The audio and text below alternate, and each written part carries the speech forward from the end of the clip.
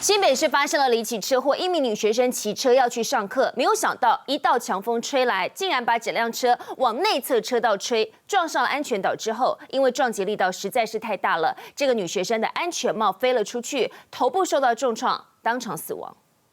监视器画面拍下绿灯一辆汽机车纷纷起步，但这时一名机车骑士突然机车失控，整辆车往左偏，连人带车滑倒，撞击力道过大，导致安全帽脱落，头部受到强烈撞击。当时女骑士行经环堤大道，疑似一道侧风把她整台车往里面吹，撞上安全岛之后，当场倒地不起。昨天我骑到上面就快点倒，风在吹都会偏的，会偏的。机车加上人的重量高达150公斤左右，却还是抵挡不住强风的威力。事情发生在20号下午4点多，当时就读大一的刘姓女学生才刚要出门前往醒吾科大上学，没有想到一道强风把她吹倒，才会发生这起意外。安全帽脱离，然后头部重创。经消防人员到场后发现